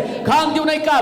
ज्याला स्वतंत्रता मिळवली आणि ज्याला ख्रिस्त मिळाला त्याच्या जीवनातली कमतरता निघून जाती. पाप ज्यानं सोडलं, ख्रिस्ताला स्वीकारलं, दगडी रांजण, 6 दगडी रांजण पाण्यानं भरायला सांगितले. काय त्याचा अर्थ आहे? 6 मनुष्याचा अर्थ आहे, मनुष्य निर्माण केल्याचा तो अंक आहे. 6 दगडी रांजण येशू म्हटला पाण्यानं काठोकाठ भरा. लोकांनी ते रांजण पाण्यानं काठोकाठ भरले. आणि येशू तिथे गेला, त्यानं त्या डोकावलं आणि पाण्याचं रूपांतर द्राक्षरसामध्ये झालं. ही स्वातंत्र्याची पहिली चुणूक, पहिला चमत्कार. मनुष्याचं जीवन जर वचनानं भरून गेलं ना, तो आपोआप स्वतंत्र होतो. ख्रिस्तानं सुद्धा त्या सैतानाला हरवलं, जो सैतान वचन घेऊन त्याच्याकडे आला होता. तो पण वचनानं परिपूर्ण भरलेला होता. सैतान त्याला सोडून निघून गेला. जिथं जिथं येशूनं प्रवेश केला त्या त्या ठिकाणामध्ये सैतान हारून एक एक प्रदेश सोडून निघून गेला. पहिलाच प्रदेश लग्नामध्ये येशू ख्रिस्तानं प्रवेश केला आणि त्या ठिकाणातनं सैतान त्याचं बोचकं गुंडाळून निघून गेला. कारण त्या ठिकाणच्या लोकांना कळालं ख्रिस्ताला त्यानं आम्हाला स्वातंत्र्य दिलं. आणि ते स्वातंत्र्य कसं होतं? अपयश, पराजय, नामुष्की, ज्या लग्नामध्ये गोंधळ निर्माण होणार ना, नामुष्की येणार होती आणि त्यांची अब्रू जाणार होती. परंतु ख्रिस्त आला आणि त्या सगळ्या गोष्टीपासून त्यानं स्वतंत्र केलं. कान देऊ नये का? आज जर तुमच्या परिवारामध्ये स्वातंत्र्य आलं तर तुमचं कुटुंब विभक्त होणार नाही, विवाहाची समस्या राहणार नाही, कौटुंबिक प्रश्न राहणार नाही. परंतु आज कुटुंबात प्रश्न असण्याचं कारण काय? ख्रिस्ताचं स्वातंत्र्य त्यांना समजलं नाही. कुटुंब पापामध्ये, कुटुंब बंधनामध्ये, कुटुंब दास्यत्वामध्ये असल्या कारणानं सैतान कुटुंब तोडत आहे, पती पत्नी विभक्त करत आहे. परंतु सत्य तुम्हाला समजेल आणि ते सत्य काय आहे? जर तुमच्या ख्रिस्त जर तुमच्या कुटुंबाचा प्रमुख असेल तर तुमचं घर तुटूच शकत नाही, तुमचं घर तुटूच शकत नाही, तुमची लेकरं जाऊ शकत नाही, तुमचा पती तुम्हाला सोडू शकत नाही. कारण काना गावात येशू होता. आणि आज सकाळी देवाचं वचन सांगताना तो स्वतंत्र करणारा ख्रिस्त तुमच्या घरामध्ये आहे आणि तो तुमच्या घराला स्वतंत्र करणारे, व्यभिचारापासून तुमच्या घराला स्वतंत्र करणारे, निराशेच्या गर्दीपासून, हे स्वातंत्र्य आमच्यासाठी महत्वाचं आहे. याच्यासाठी ख्रिस्तानं किंमत चुकवली. असंच तुम्हाला नाही मिळालं म्हणून आम्ही पाहतो मिस्रामध्ये सगळीकडे पहिलाच आम्ही जे उदाहरण पाहिलं त्याच्यामध्ये पाहिलं तो म्हटला माझ्या लोकांची सुटका करायची. हा सुंदर बायबल वाचलं तर तुम्हाला त्यातलं सिक्रेट कळतं. मग स्वतंत्र त्यांना असंच मिळणार नव्हतं. मोशेला त्यानं पाठवलं, फारोच्या दास्यत्वामध्ये ते आहेत आणि त्यांना स्वतंत्र करायचंय, गुलामगिरीतून बाहेर काढायचंय. मग शेवटची पिढा काय? प्रथम वत्स, घरातला पहिला व्यक्ती, गोठ्यातलं पहिलं वासरू, ही पहिली व्यक्ती मरणार आहे. पण ज्या घराच्या दार पायी बाई आणि कपाळपट्टीवरती कोकऱ्याचं रक्त असेल ते घर स्वतंत्र असेल. त्याच्याकडे पीडा नसणार आहे, त्याच्याकडे पीडा नसणार आहे. आणि आम्ही पाहतो की त्या ठिकाणामध्ये कोकऱ्याची रक्त लावलेली सगळी इस्रायलाची घरं वाचली. पण ज्या घरावरती रक्त नव्हतं एक पण घर वाचलं नाही. प्रत्येक घरामध्ये मृत्यू होता. कारण ते घर स्वतंत्र होतं पण गुलामगिरीत होतं. स्वतंत्र करणारं रक्त फक्त कोकऱ्याचं रक्त आहे, ख्रिस्ताचं रक्त आहे. आणि त्याचा परिणाम काय झाला? त्या कुटुंबामध्ये दहशत नव्हती. ज्या व्यक्तीनं पश्चाताप केला, ख्रिस्ताचं रक्त आपल्या परिवारावर लावलं. विजय का? स्वातंत्र्याविषयी मी तुम्हाला सांगत आहे. कोकऱ्याच्या रक्ताचं स्वातंत्र्य कसं आहे ते तुम्हाला समजावून सांगत आहे. जर कोकऱ्याचं रक्त तुमच्या परिवारामध्ये लावलं, घराच्या दारबाईला, कपाळपट्टीला लावलं, तुमच्या नोकरीला जर तुम्ही लावलं तर दहशत तिथं कधीच नसणार आहे, तिथं कधी भीती नसणार आहे. काळजी करू नका. का दहशतीचं जीवन जगावं लागतं? कारण तो म्हटला माझ्या लोकांना माझं नाव प्रगट होऊ दे. मोशेला काय सांगतो? माझ्या लोकांना माझं नाव समजू दे, त्यांना मी कोण आहे. स्वतंत्र मी तुम्हाला करणार आहे, तुम्ही स्वतंत्र नाही होऊ शकणार. तुम्ही किती स्ट्रगल केलं, तुम्ही नाही स्वतंत्र होऊ शकणार. बरोबर, माझा पुत्र मी पाठवेल, जसं तो मोशेला पाठवलं. त्याच्यानंतर तो म्हटला आता मी पुत्र पहा, कुमारी गर्भवती होईल, पुत्र प्रसवेल, त्यास इम्मॅन्युएल म्हणजे आमच्या बरोबर राहणारा देव. तो पुत्र येईल आणि तो तुम्हाला स्वतंत्र करेल. आणि त्यानं त्याचं स्वातंत्र्य का महत्वाचं आहे? त्याच्या अगोदर केली, मोशेने केली सुटका, परत गुलामगिरीमध्ये गेली. गिदोनाने केली सुटका, परत गुलामगिरीमध्ये गेली. शमशोनाने पण सुटका केली फलिस्त्यांपासून, परत गुलामगिरीमध्ये गेली. कारण त्यांच्यामध्ये तेवढी ताकद नव्हती. जो रिअल हिरो तो यायचा होता, जो रिअल हिरो, ज्याला तो सैतान घाबरणार होता, ज्याला तो घाबरणार. म्हणून अरे कर्णा तुझी नांगी कुठे, अरे सैताना तुझी नांगी कुठे. आता तो हिरो स्वर्गात विचारतो. मी प्रीचिंग करताना तो सैतान मला विरोध करू शकत नाही, कारण मला त्याचं नाव प्रगट झालेलं आहे.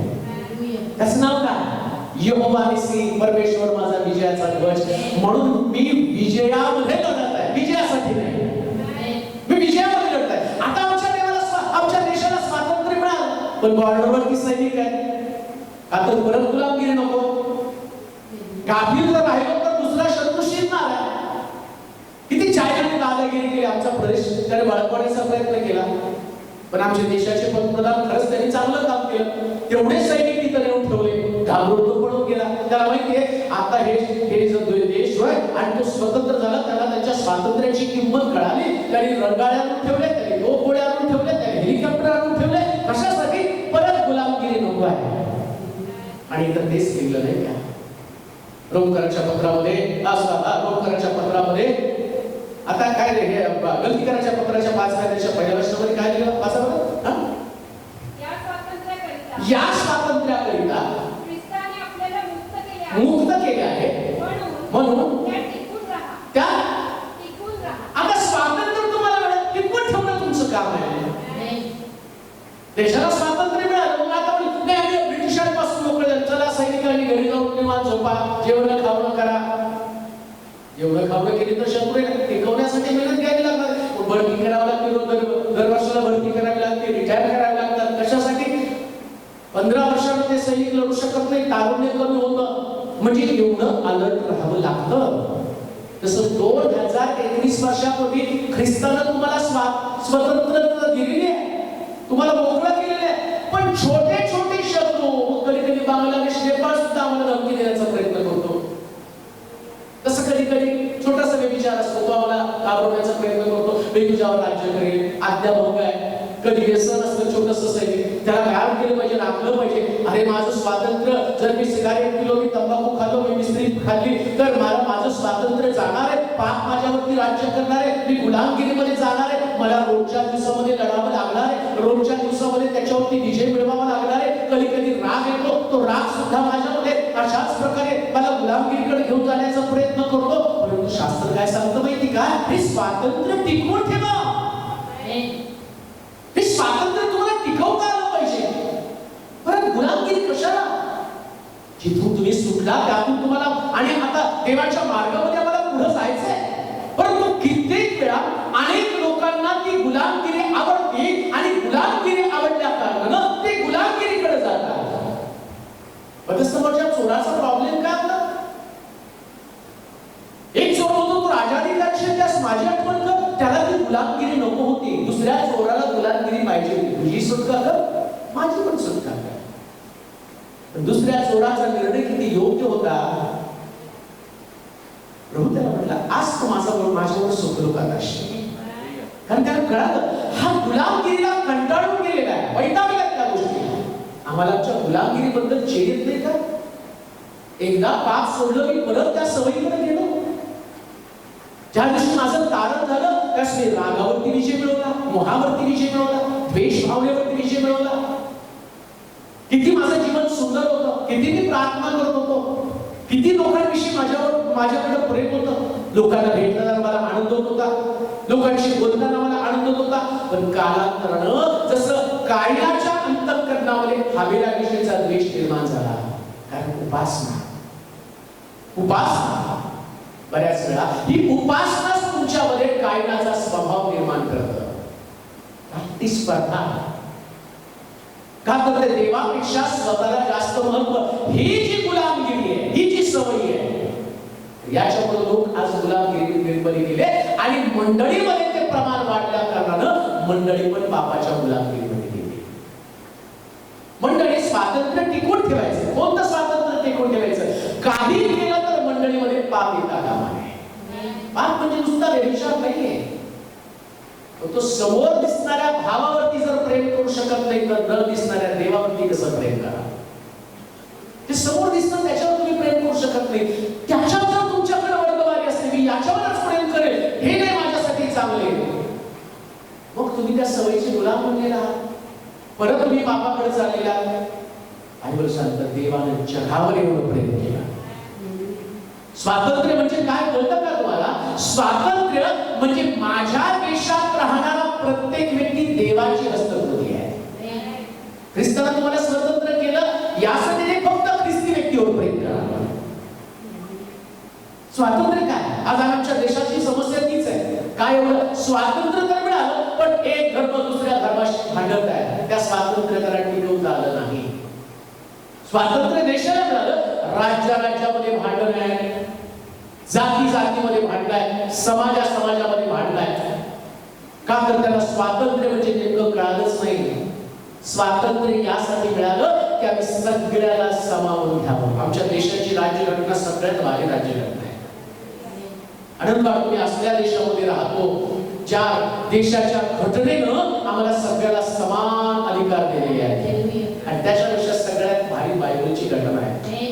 याच्यामध्ये काय सांगितलं माहिती का? आपल्या शत्रूवर सुद्धा प्रेम कर, आपल्या शत्रूसाठी प्रार्थना कर. ही आमच्या देशाची, आमच्या बायबलची घटना आहे. या घटनेमध्ये मनुष्याला एकत्र केलं जातं, तोडलं जात नाही. त्याला खरंच स्वातंत्र्य म्हटलेलं आहे. मग शत्रूवर प्रेम कर म्हटलं, मग घरातल्या लोकांवर प्रेम करणं तर किती सोपं आहे. पण आज घरातल्या लोकांवरच माझं प्रेम नाहीये, मंडळीतल्या लोकांवरती माझं प्रेम नाहीये.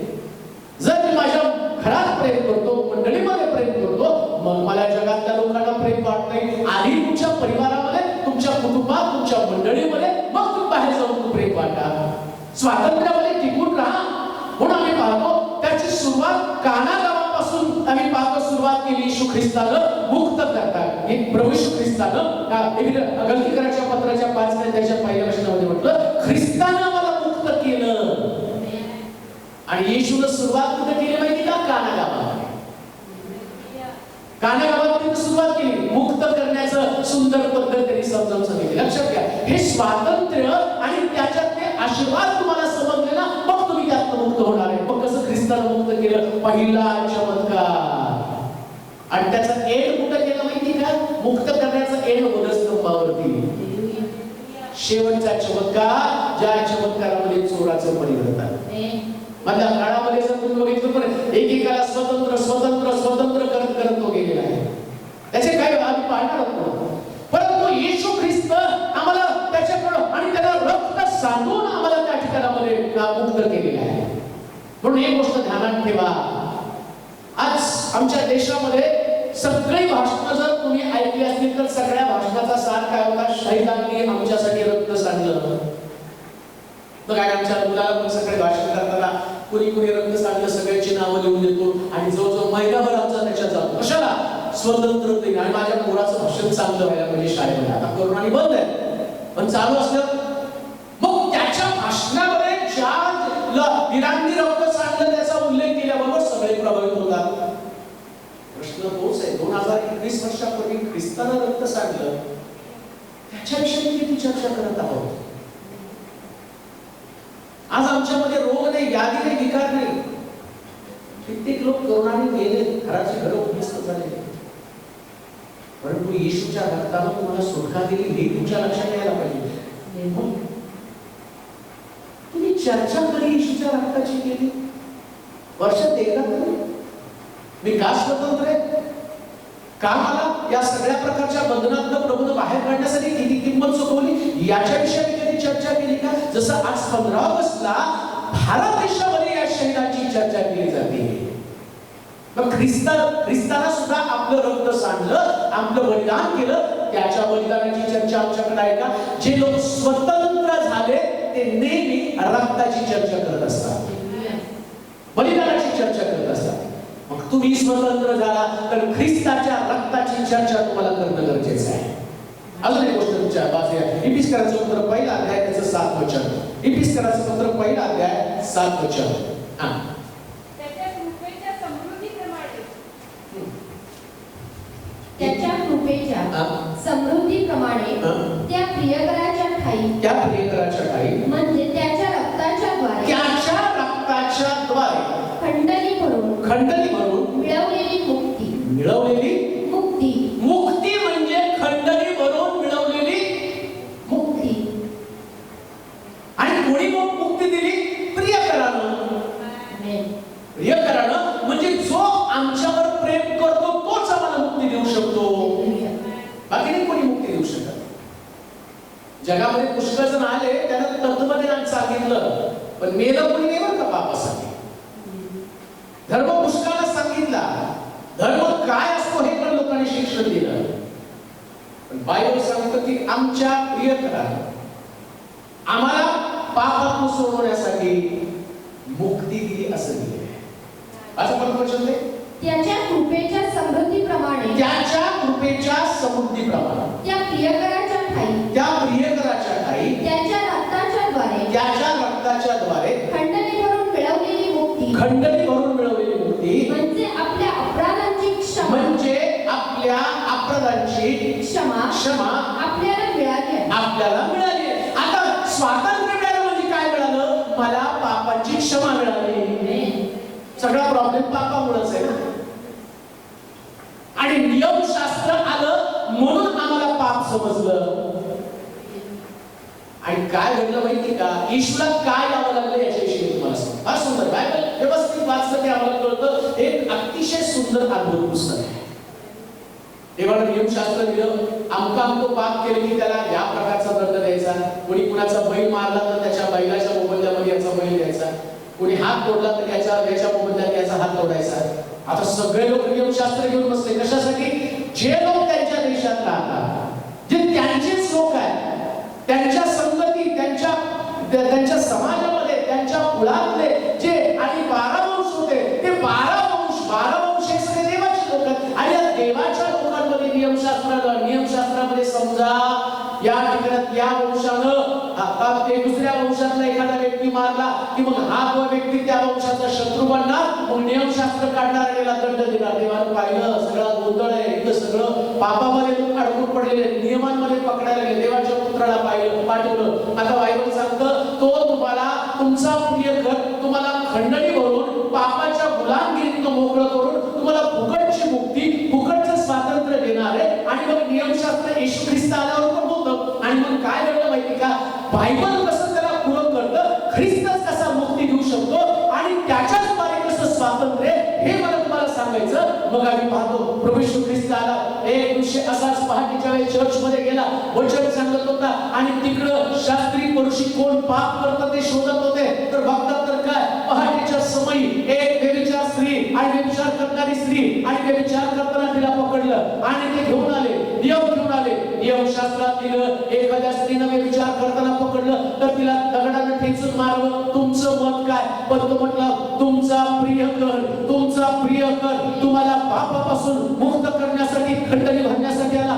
आता हे देवाचं वचन, हे स्वातंत्र्य मिळणं गरजेचं होतं. मग तिथं सगळे नियमशास्त्र आणि हातात दगड घेऊन थांबले. परंतु हा तर मोकळा करणारा होता, हा दगड देणारा नव्हता, हा दगड खाणारा होता. आणि बायबल सांगतं नियमशास्त्रातला नियम त्यांनी त्याला दाखवला.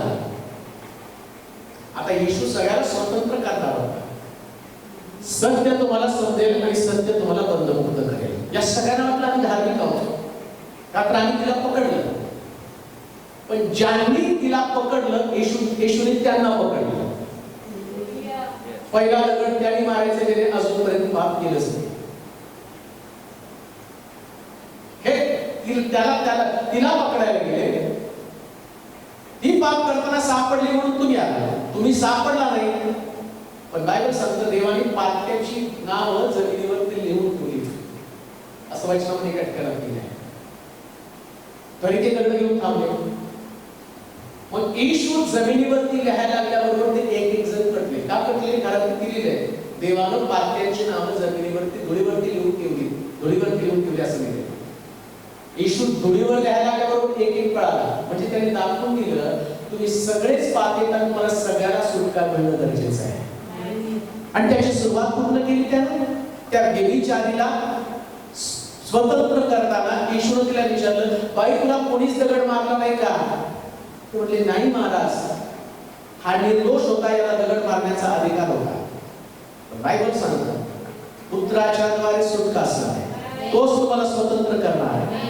हे दगड मारण्याची ताकद असताना सुद्धा तो काय म्हटला तिला, जा इथून पुढे पाप करू नको. त्यानं तिला स्वतंत्र केलं, त्यानं तिला स्वतंत्र केलं. स्वातंत्र्य संबंधानं आज तुम्हाला मी हे सांगत आहे, ख्रिस्तानं तुम्हाला स्वातंत्र्य दिलं. इथून पुढे पाप करू नका. पाप कराल तर पुन्हा पापाच्या गुलामीमध्ये अडका, आणि पापाची गुलामी करत राहाल तर तुमचं जीवन उद्ध्वस्त होऊन जाईल. कधीच तुमच्या जीवनामध्ये आशीर्वाद येणार नाही. म्हणून लक्षात घ्या, हे स्वातंत्र्य तुम्हाला टिकवून ठेवता आलं पाहिजे. देवानं तुम्हाला स्वातंत्र्य दिले. पूर्वी तुम्ही कुठं होता, कोण होता, आणि स्वातंत्र्यामुळेच तुम्ही आता आशीर्वाद उपभोगत आहात. आजची तुमचं पूर्वीचं घर तुम्ही बघा, पूर्वीचं तुमचं उत्पन्न बघा, पूर्वी तुम्ही कसे होता ते सगळं आठवा. मी माझ्याकडे अगदी प्रामाणिकपणे सांगतो, मी तेवढ्या लायकीचा नव्हतो, माझ्याकडे काही चांगलं नव्हतं. पण ख्रिस्तानं मला स्वतंत्र केलं, आणि स्वातंत्र्यातले आशीर्वाद पण त्यानं मला दिले. तो म्हटलं नाही का, मी तुम्हाला मिस्रातनं काढून दुधापाकाच्या प्रदेशामध्ये घेऊन जाणार. त्यानं त्या मिस्रातनं मला सुटका दिली, तिथून स्वतंत्र केलं, आणि आज मी स्वतंत्र झालो म्हणून आशीर्वादाच्या देशामध्ये मी जे आशीर्वाद भोगत आहे ना, ते मला स्वतंत्र ख्रिस्तानं केल्यामुळे भोगत आहे. समजा जर मी पापामध्ये असतो तर ते आशीर्वाद मी भोगले नसते. मग माझं स्वातंत्र्य मला टिकवायचंय, माझं स्वातंत्र्य मला टिकवायचंय. आणि स्वातंत्र्य टिकवण्यासाठी रोमकराच्या पत्राच्या 6व्या अध्यायाच्या 6व्या वचनामध्ये आपण वाचूया. रोमकराचं पत्र नियम काय सांगतं, वाचा. रोमकराचं पत्र 6वा अध्याय 6वं वचन.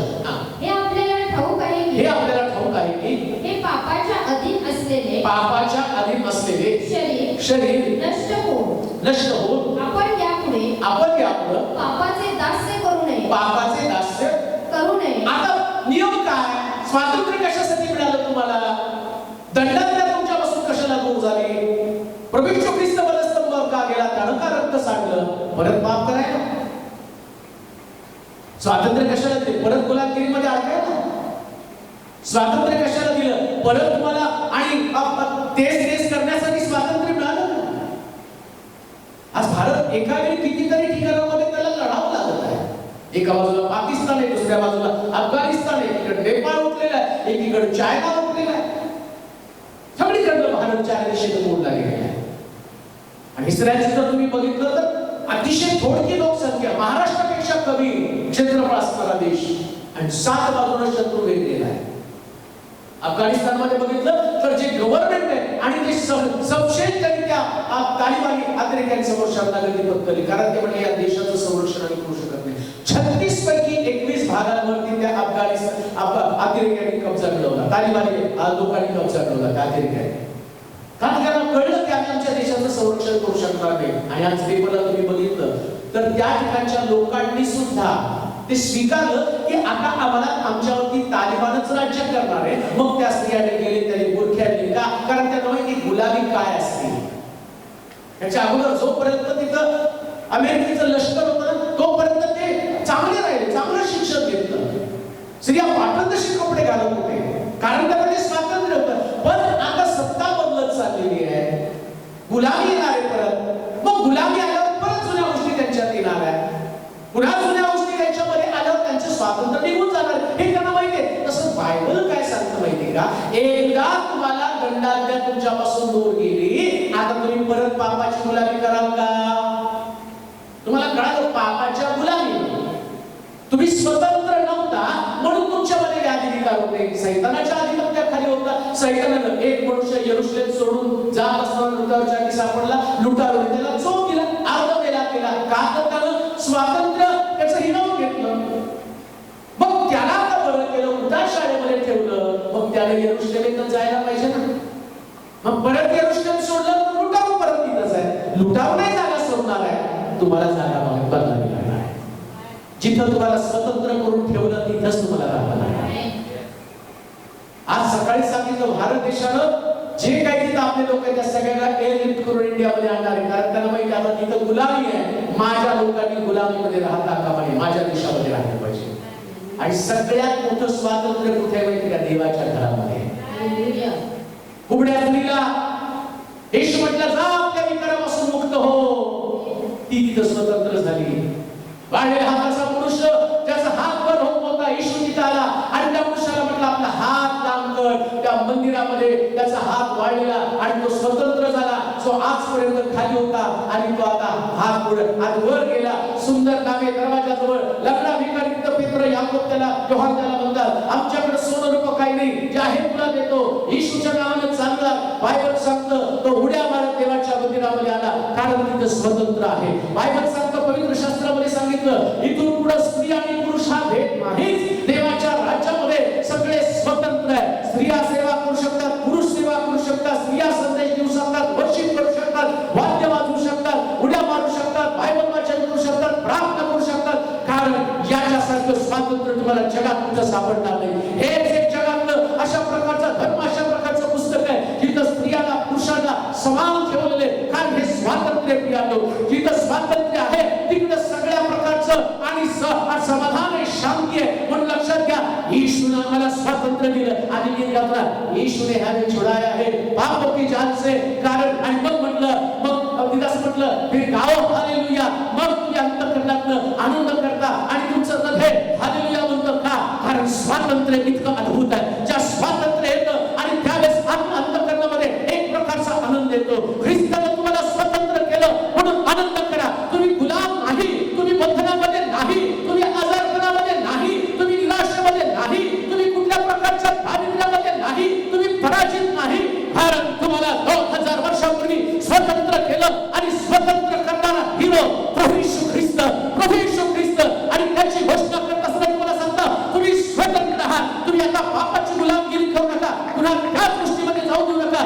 सत्य तुम्हाला समजेल, सत्य तुम्हाला स्वतंत्र करेल. आणि आज सकाळचं सत्य हेच आहे, आता तुम्ही पापाचे गुलाम नाही. आता तुम्ही पापाचे गुलाम नाही तर ख्रिस्ताच्या द्वारे नीतिमान बनलेले लोक आहात. तुम्ही नीतिमान आहात. You are righteous people. तुम्ही धार्मिक लोक आहात आणि तुम्हाला धार्मिक बनवलं येशूच्या रक्तानं. तुम्ही येशूच्या रक्तानं त्याची लेकरं बनलेली आहात. तुम्ही देवाची लेकरं बनलेली आहात. आता पापाची गुलामगिरी करू नका, स्वतंत्र आहात.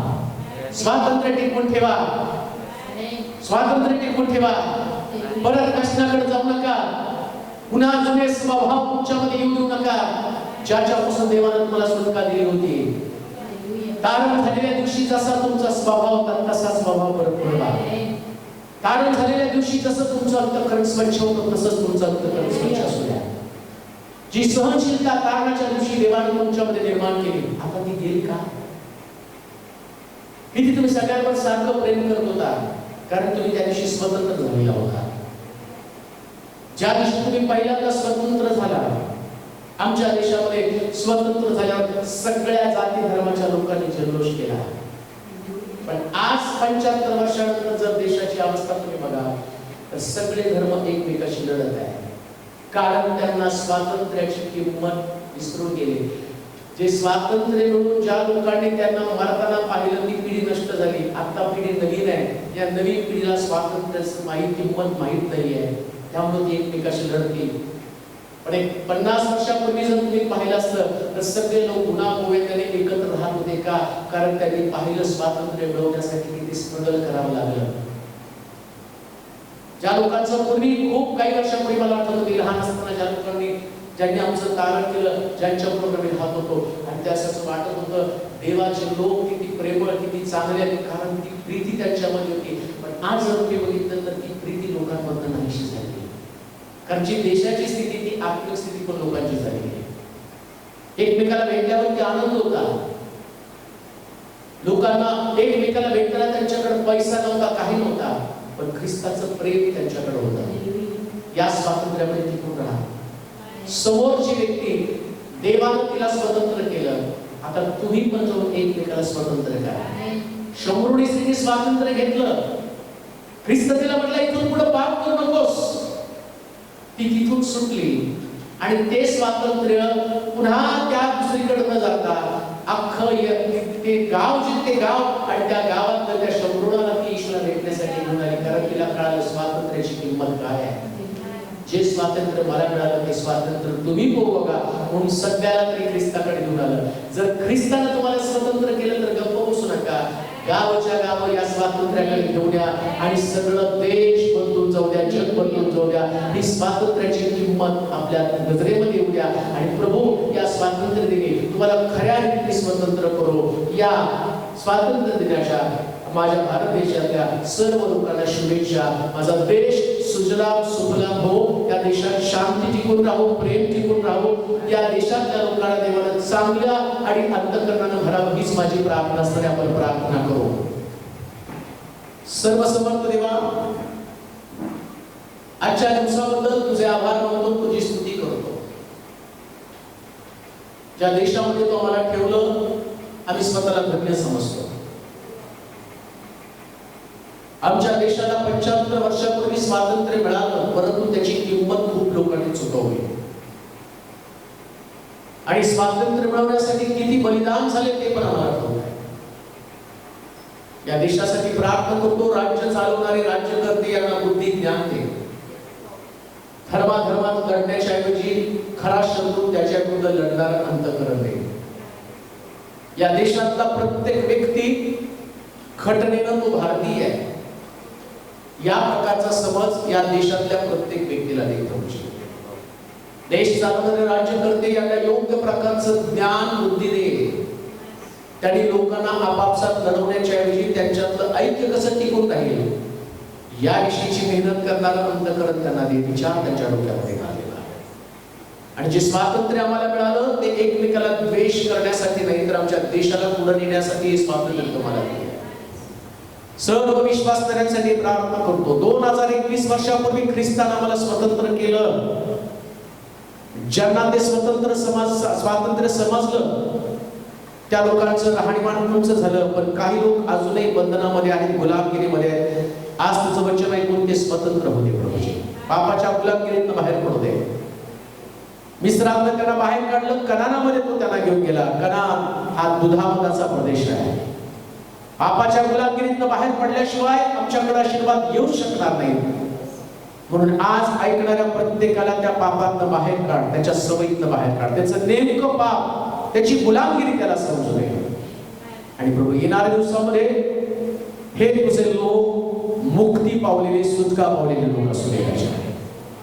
एक गाव, एक शहर, एक ठिकाण सुद्धा असं असू देऊ नकोस ज्या ठिकाणात ख्रिस्तानं कोणाला स्वतंत्र केलं नाही अशी जागाच असू देऊ नकोस. लाखो करोडो लोकांपर्यंत हा संदेश जाऊ दे. माझ्या भारत देशातल्या प्रत्येक व्यक्तीला हा संदेश समजू दे. कारण जसं देशाला स्वातंत्र्य मिळवून देश त्याचे देशवासीय स्वातंत्र्याचा उपभोग घेत आहेत, तसं पापातनं पण सुटून स्वर्गीय राज्यामध्ये टिकून राहण्यासाठी तुझ्या लोकांचं सहाय्य करावे. आम्ही आभार मानतो, तुझी स्तुती करतो. आमच्या देशामध्ये शांती, समाधान आणि सर्व प्रकारची विपुलता राहू दे. प्रभू या देशातल्या लोकांना एकमेकाला समजून घेण्याचा अंतःकरण दे. येशूच्या नावात ही प्रार्थना विनंती केली म्हणून आहे. आमेन. आमेन.